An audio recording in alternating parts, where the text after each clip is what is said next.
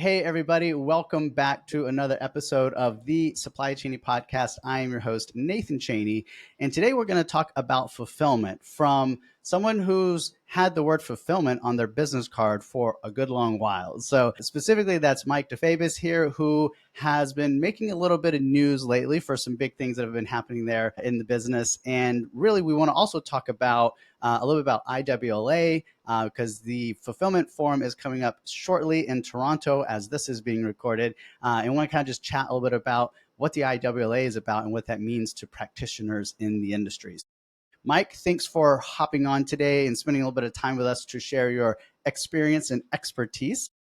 Could you take a few minutes and tell folks a little bit more about yourself and what you're all about? Yeah, Nathan, thanks for having me. Super excited to be here and a big fan of the podcast. So appreciate you extending the offer. But yeah, Mike DeFabis. I am, well, a lot of changes have been going on, but I was the Chief Revenue Officer for IDS Fulfillment here based out of Plainfield, Indiana. And recently, IDS got acquired by DHL Supply Chain. So a new title. I still don't know what that's going to be. Probably somewhere on the business development side, but it could be chief janitor for all I know. So no, but excited for a lot of changes that are happening here and carving out some time for you. And yeah, excited to be here. Well, back us up a little bit and tell us what was childhood like? Was there did you want to be a ninja like me when you grow up? Because I know that's what I want to be. Like bring us back, bring out the photo album a little bit and walk us through Mike, the growing up years. Yeah. So ironically, I've always been in logistics. My father was the majority owner of IDS here and had a long history of growing up through high school, slinging boxes around, and we were actually building pallets of Gatorade. So we would take the red Gatorade and mix it with the blue Gatorade and mix it with the green Gatorade, and got a workout doing that all through high school. So kind of grew up a little bit in the business. But personally grew up here in Indianapolis area, which is obviously a logistics hub for where a lot of they call it the crossroads of America. And so logistics, the barrier to entry into the logistics world is not hard. You just need four walls and some space, right? And you can store some product in there. And so my dad raised some capital and bought a business in 1990. He then sold it in 2000 to a private equity roll up, and he had invested some money into that business. And then he sold, and then he left that business in about 2001. And in 2007, when the investment was done and being dissolved, they came back to him and said, what do you think about taking this business, your segment of the business back? And that's what became IDS Fulfillment. It's kind of a funny story, but buy low and sell high. And if you can do that twice, you might as well try to take advantage of that. So that's where that came from. So I got my start in after college. I went to Wittenberg University. I played golf. I'm a big golfer. I think many people know that, or if you know me, I enjoy golf. And I graduated from there in 2004. I went into banking for 5 years. My dad said, look, I'm not going to give you a job with no experience and a college degree that I paid for. So go out there and start working. So I went into banking for a while, realized that people telling me where and when to be and the exact hours that I had to work was not really my cup of tea. So I jokingly say in 2008, 2009, my dad came to me and he said, what do you know about marketing? And I said, nothing. And he said, great, you're hired. So here I am. I got to work and quickly realized that slinging boxes of Gatorade around did not give you a PhD in logistics. So I had to dive in and learn everything I could about the business. I took the standpoint of I want to work every job at least for a day or a week or whatever that might be, however long it takes me to kind of understand and master that. So, shifts were working, second shifts would work. I would work my job and then I'd work second shift, or I'd come in early. If the shift started at 5 a.m., I would show up early and work half the day doing that and then come in and do my sales and marketing job, trying to understand that. Worked in IT, worked in finance, worked in operations. I say finance. I didn't really work in finance. They don't let me touch the money, but worked in operations for a long time. So I have a great understanding of the business and was well-rounded through that aspect of it. And to round that out, I mean, personally, like I always say, like being the owner's son is great. You don't, the best thing about that is you don't do what you have to, you can do what you love. And I love business development. I love talking to customers. I love selling the business, and I'm passionate about that. And that passion, I hope, comes through in all the conversations that I have about logistics. So you're in that cohort of people who around the dinner table growing up, it was you were talking about logistics, I suppose. Yeah, a little bit. I mean, there's the good and the bad. The nice thing is that my dad and I share a passion outside of warehousing, which is golf, and so we had that in common. If we did not have a lot of that, those conversations could have been a lot of work. It could have been work 24/7 that way. But fortunately, we shared a passion. There was a lot of logistics talk around the dinner table, but it was learning the business. It was learning what it takes to be an entrepreneur, what it takes to start something from almost nothing and build it up. I mean, when my dad purchased the business, it was an existing company, but he had to transform it into what it is today. And when we joined, we sat back, and I always talk about that transformation because it was really, pallet in, pallet out. Traditional warehousing had a transportation division, non-asset based brokerage division. And we looked at that business and said, where do we want to take this company? And at the time, fulfillment and warehousing, we were doing a little bit of fulfillment. It was catalog fulfillment at the time, and e-commerce was just starting to boom up in around 2008. Amazon was starting to take off, and other things like that. And we kind of had a little niche where we were doing some catalog fulfillment again at the time, and said, hey, let's try our hands at this fulfillment. We looked at we were making a little bit of money doing the pallet in, pallet out stuff. We were making a lot of money doing the fulfillment stuff. It wasn't a hard decision. Let's do more of this and less of this, and we'll make more money. And yeah, so that's it.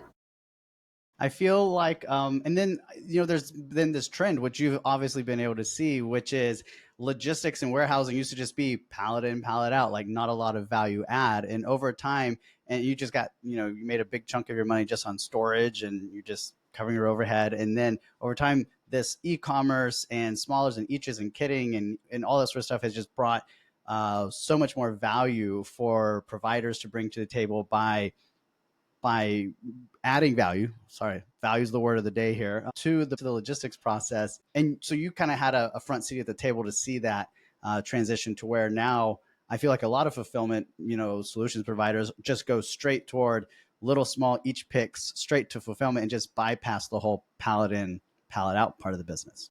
Yeah, it's kind of an unusual, I won't say unusual, but transformation into being able to do more for our customers, right? And especially through adding value, right? And as we kind of saw that transformation come about, I mean, there's been so many ebbs and flows in this business that is crazy. I mean, the consumers and consumer demand, and then what Amazon kind of pushed. I remember some of the stories from 2000 and I don't know 13, 14, 15, when 2-day delivery was like the new thing that was like popping up, and everybody had to have their stuff in 2 days. And it's like, wow, what is going on? Like, this is crazy, where Amazon is literally changing the way that consumers are getting product, and consumer behavior is being there. And then, adding value through kitting and other things like that, which allowed our customers as a 3PL and brands to really be able to kind of have a niche in the marketplace to sell a differentiator, right? Like whether that be value packs or other things like that, or taking a red t-shirt or white t-shirt and combining it in to make a kit that you could then either sell into Amazon or sell on your website. And then it was, we didn't know how to look at Amazon at the time, as thing, I keep referring to Amazon, but they were really the ones that changed the game for everybody. Is like, hey, immediately there was this push as like, okay, these are competitors. We're not going to do business with Amazon. I remember that thought process. And, we quickly said, we got to embrace this. Amazon's going to be here. They're much bigger, but Amazon can't do everything. We have to be the ones that can help them sell into Amazon. And we look at Amazon as a retailer, right? So it's just, how do we get the product in there for our customers the best way that we can? And in that transformation. And then, gosh, through, after 2015, it got into robotics, right? It's like, robots coming in, and how can we automate as much of this process and take labor out of this? And it really, the ROI on robotics wasn't there for the longest time. There was some cool stuff out there, but unless you were willing to make a huge capital investment and a long-term contract with a 3PL, it wasn't there. So a lot of brands would operate their own facility, and you were seeing more of that, whereas 3PLs had to stay nimble because our customers want short-term contracts, they want to be flexible, and they want low pricing. And those two things didn't work out with automation. So we saw automation starting to come in, and really 3PLs weren't as embracive of it as we could have been until COVID hit, right? Like COVID hit and really changed the game, where the cost of labor started to go up and inflationary costs went up. And then automation started to make more sense. And at that same time, costs for automation and cost for robotics was coming down. So it started to hit that breaking point where, hey, we can start to invest into some of this technology. It was becoming more and more flexible. Again, we have to be able to redeploy that automation in different ways. And then into where we are today, which seems to be just hyper growth mode. I missed the part of like, before it was like I was in early stages, I was like having to sell why you should outsource your fulfillment. Now it's like people know they need to outsource. You're not selling them why, you're selling them, why you're better than your competition, which is a great place to be. But now it's just hyper growth mode with people and customers wanting to be closer. How do you utilize more locations, more geographical locations, and disperse inventory to get closer to the consumer? And now we can do that a little bit more through AI and through some different automation, and really giving our clients and customers tools to be able to implement that. So taking that small to medium-sized customer now with AI and some of the technology that's out there, you can start to deploy that and have basically the same army that some of the biggest brands in the world have to do the data analytics and things like that. And that's kind of cool. So that journey has really been fun. I would imagine also putting your finance hat back on is the finance and the cost models for robotics and automation being on this very flexible. The physical platforms were able to be modular, so you could change them as customers and needs changed. But also the fact that you didn't have a big upfront capital expenditure now, and now you've got robotics as a service, so you can tie that automation to a particular 3 or 5 year sort of deal with a client, and now you don't have that big risk as much as you would have in the past. Exactly. As it became a service, I don't know if there was an exact date of when it became a service, but as it became a service, right, it helped drive the cost models. I mean, for us, we're a big fan of and utilize a lot of Locus Robotics, but there's another solution that we're looking at that's using robust AI. All of those are leased. Those are shameless plugs for those companies, but all of those are leased, automation or leased robots, right? So as we scale up, especially during peak season, as we're coming up on that, like, hey, we need to add 10 more bots or 20 more bots. We can lease those for 3 months and then turn them back in. And it's funny because they roll off the trailer and they drive right to their charging station as soon as they hit the Wi-Fi, and it's like, it's kind of crazy. But yeah, it's made the costing models a lot more advantageous and really helped us sell. And I think we tend to sell things that we know and time studies that are proven and things like that. So hence why we sometimes keep going back to the same solutions. But yeah. Sure. I'm a big fan because I've run a facility with an auto store in it, right? And so I've realized that when you have this big fixed asset that's kind of modular in a way, but it's also literally like anchored down to the ground. And I just remember whenever all of I call them turtles, all the little turtle sort of based, robotics that just pick up shelves and move shelves around and stuff. I was like, that is so. And then especially when the very first time I heard you can like program them to move an entire facility by just telling them to load all the shelves onto trucks and then unload in a new facility, and you're like up and running a day later. And I was just, the first time I heard that just blew my mind. It's yeah.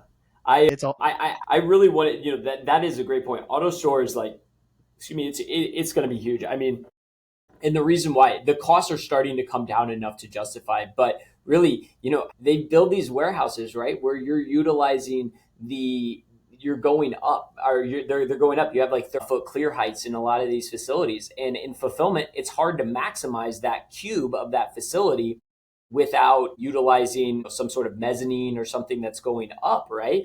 And I remember that, again, we keep talking about this journey of fulfillment, but like the journey was this, like, at least in Indiana, it was much cheaper to go out, right? Like the land was just cheaper. It wasn't cheaper to go up. It's in New York City and New Jersey and LA and California, it's probably cheaper to go up. But in our world, it was cheaper to go out. Well, that's starting to change. And now it's, how do we maximize the cube of our buildings? And it's funny that you say that auto store like helps you do that tremendously. Yep. You know, I've seen a parallel in being here in Texas in DFW. We've got bajillions of acres of unused land here. So it was a similar case of like just spread out. Like you don't need to like take up and make maximum utilization of your cube space. And what's funny is like I've noticed that parking lots here in DFW have started to go up. Like we used to just like have these acres of parking, and now it's like more and more like parking structures, and it just seems like yeah, we are starting to get to this critical mass, I think, in a lot of geographies where it's not just spread out but go up, and that same sort of thing is happening within warehouses as well. Yeah. I think that's a great KPI that we should start using is like parking lots, right? So we can determine real estate costs based on how parking lots are being developed. Yeah, There we there you go. go. It's like the Waffle House index but parking lot metrics. There you go. So let's back up before we dive in more and more into kind of the fulfillment side of the world. You know, when you originally kind of left home and went to go to school, and you said it kind of seems like maybe you went on a financing sort of like bank route or something like that. What was the thought process behind? Like, were you like, I'm going to go do something different and not be part of the family business one day, or maybe I am? Like, what was going through your head then? Yeah, truthfully, um, I can give you the real answer, or I'll give you the articulated answer, which I'll give you both of them. Honestly, I went to a small school in Ohio called Wittenberg University. The real answer is that I wanted to play golf, and playing Division 3 college golf and being a good Division 3 college golfer sounded awesome to me. But little did I know that the opportunity in Division 3 college golf wasn't all that. It wasn't there to get better. Like you just didn't have the same resources. Plus, girls and partying got in the way and having fun. But then I went in and I got a degree in economics while I was there. And that thought process behind the degree in economics was truthfully, it was like all my friends are going into business, all my friends are going into general business degrees and things like that. What's going to help differentiate me from the rest of these people? It was a degree in economics. Looking back on it, had I known where I was going to end up today, I probably would have gone and gotten a logistics degree at the time in the early 2000s. Logistics, there wasn't a lot of universities that offered a logistics degree, but I probably would have gotten a degree, maybe still in economics, but I would have went on into the military or something like that and really worked in logistics that way. I find that people that have done that have a lot of experience and are well disciplined, as well as have a lot of logistics knowledge. And that to me sounds really cool today. So I guess to anyone out there that's looking at that, that may be a path you want to choose. I agree. I also, we have golf in common. I played golf and tennis all throughout high school, and I was really glad that knowing that I didn't know I'd go into business one day, but I did. And golf is such a useful tool to have being in the business world. But started with an associate's degree in just business administration, and I randomly asked like the head of the business department at the junior college, what should I go get my 4-year degree in? And he said, oh, logistics is like coming up in the world as this thing you can go get a degree and go, you should go check that out. And that was the only thing that pointed me toward a logistics degree. And as you said, in that time around 2007, that was, it was kind of a pretty new thing, even though Michigan State had been having like logistics degrees for 10 or 15 years at that point. But it was just, the turning point was just starting to happen there in the late 2000s. And so that was me. So I was in that kind of cohort of logistics majors, and decided on this as a path. And so cool to hear that a lot of folks that come on the podcast have a similar story as you, is they kind of started going down path and kind of worked their way back over again. Too many people growing up say I want to be in logistics. It's not the sexiest business. It's not a doctor. It's not a lawyer. It's not a school teacher. Nor professional golfer. Yes. But the cool thing is it affords you a lot of time to be able to pursue kind of golf as a hobby and as a way, as a break from the office, I suppose. Yeah, it does. I play a lot of golf, and my wife is very lenient on how much golf I play, but she always has a long honey-do list. But yeah, it's in logistics, it is like the reason why I'm passionate about logistics, and the reason why I think it's such a cool industry is it is a huge telling driver of the economy as a whole. Like you can foresee a lot of things that are coming up in the marketplace, or consumer buying habits well before anybody releases anything into the papers or economic reports come out, and you look back and you're like, I knew that before you guys even knew that. I tell this recent story of like, I get to see the cool thing that I feel like I see is like these new up and coming like brands or products that are going to be hitting the market. And I'm like, have one right now that I think is like going to boom. And it's like I think it's a race to market. And I've known about it for a few months. So like these, sparkling waters that now have protein in them. It's like the protein shake, but it's a sparkling water. I'm like, I've heard about this for a while, and now they're starting to pop off and hit the shelves. I'm like, this is really cool. The adding protein thing has been like a trend for a while. Like I've made fun of my wife. She'll like make everything possible in the kitchen and add protein into it. And I joke that at some point she's going to invent like protein and enhanced toothpaste or something. There we go. It's just like everywhere you can put protein, go for it. She puts like the protein drinks for coffee instead of creamer. She'll do like a something chocolate protein shake stuff. Yeah, so it's just like sprinkle some protein in everywhere. But that's cool. Yeah. So you've seen a few things, you've done a few things. I'm curious. I always like to ask everyone like, what is your quote or like life mantra? Do you have one of those quotes that you kind of often look at or refer to when times get rough or interesting? Yeah, I mean, I look back on a lot of things. Like, I have a quote posted up on my mirror every morning that I look at. That's not me. Like, I don't have that inspirational drive to what I do. But I just look back at like life lessons and kind of things. And every time I have to like have a difficult conversation or have a stressful time, it's like, how would I want to be treated? How would I want to look at this? And let's just continue to treat people the right way. And that is how my dad, how my family, how everybody that I try to surround myself does, is like, let's just continue to treat people the right way in business, whether it's our customers, whether it's our employees.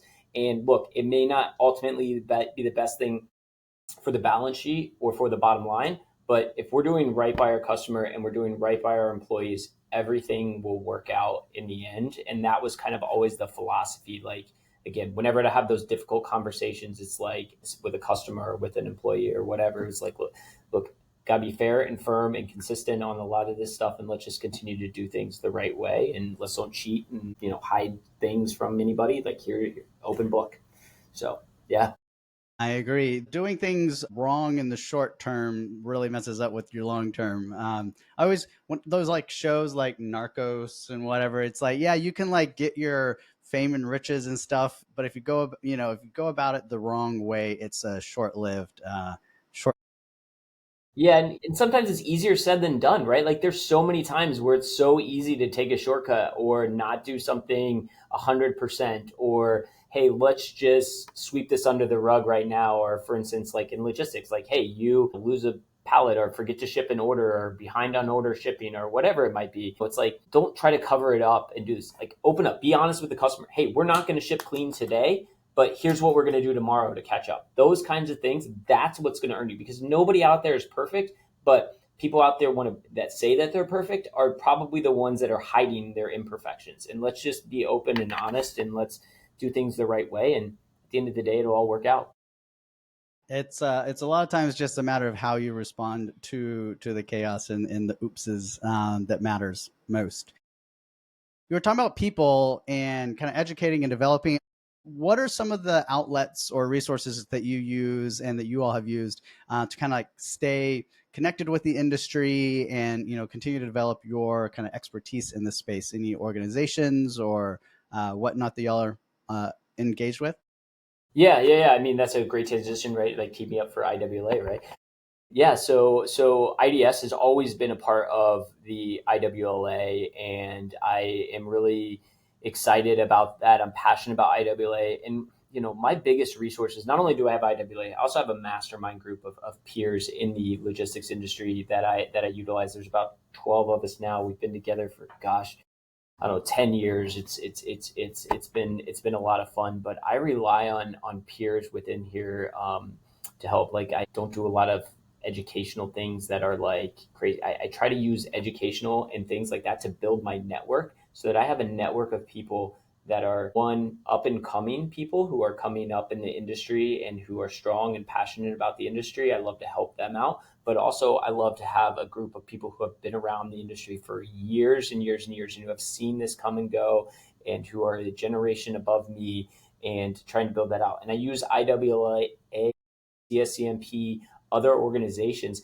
to kind of leverage that to make those connections and grow my network so that, at the end of the day, if I have a pricing problem, if I have a problem with, people or anything like that, I go to my network and I say, hey, have you seen this before? What am I missing? Or sometimes in the marketplace you're just hearing, hey, your price is too high, like you're too high. And I'm like, man, I heard this a year ago. I'm like, I haven't changed anything. I've tweaked my numbers for inflationary and things like that. Are other people hearing this? And they're like, yeah, we're all hearing this. And you kind of understand, like, okay, maybe there's just a piece of the market that's buying business at this. You start to learn a lot of that stuff. So that's how I utilize my network. And then really pushing our people through the educational systems that IWLA, CSCMP, all these other organizations work, all those other associations have, that we can push towards them so that they can grow their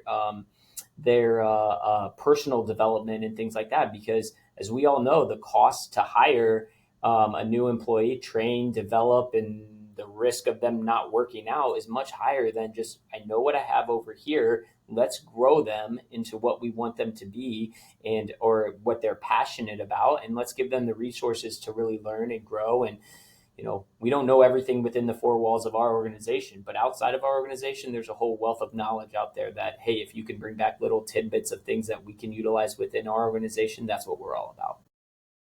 Because often, and I would imagine in your business as well, that you hire people that have the personality and the characteristics from a personal perspective, and you can teach them the technical, operational bit, and you can lean on organizations and resources like that to train them up and your own SOPs and whatnot. But it's really the character and personality that you're really hiring for, right? Yeah, that's exactly it. So a couple things to that. I always say like this isn't brain surgery, right? This isn't rocket science. It's logistics. We're bringing stuff in. Take it down to the most basic, fundamental thing. It's like telling your kids. It's like, hey, you have a toy. When you take it out and play with it, you need to put it away back somewhere where you can find it, so that when you want to go get it again, you know where it's at. That is warehousing and logistics right there.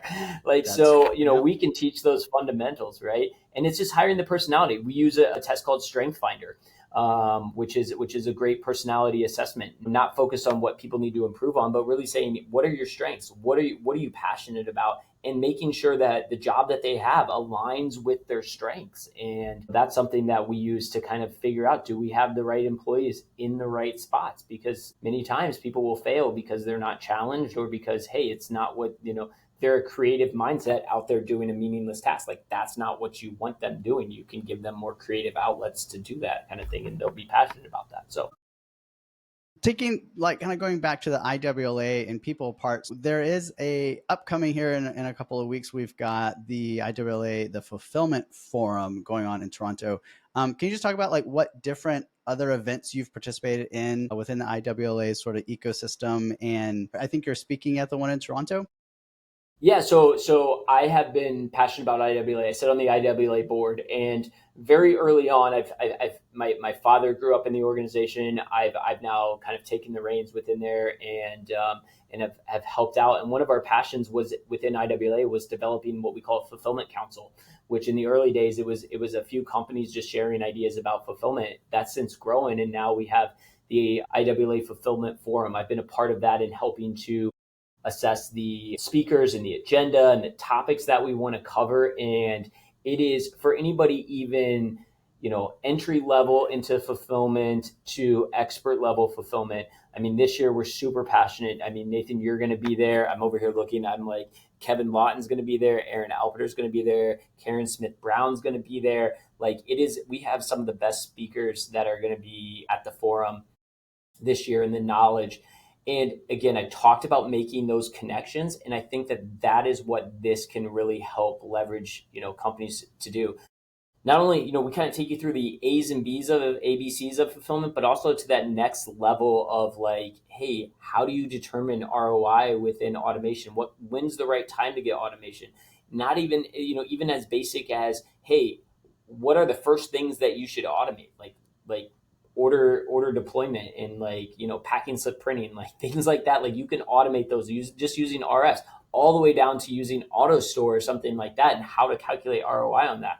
talk about pricing. What's the different, not exactly how to price it or what the price should be, but really, how's your pricing different from a traditional fulfillment, and how do you market fulfillment? How do you sell into fulfillment different than you would do into traditional warehousing? How is fulfillment laid out? How do I determine whether I should use a bin shelf versus a pallet pick location or carton flow or all of that stuff? How do I optimize my packouts? How do I do all this stuff? And that's all stuff that you'll learn in fulfillment forum. Whether it be, again, the A's and B's and C's of knowing nothing, you'll learn that. Or if you want to deep dive into it, you'll have the connections there to make those deep dives and start to talk to some of the biggest companies out there in the industry, like, Saddle Creek. Myself from DHL will be there. Kenco is there. Like, there's large fulfillment companies that are out there that are attending this, and it's going to be fun. So, yep.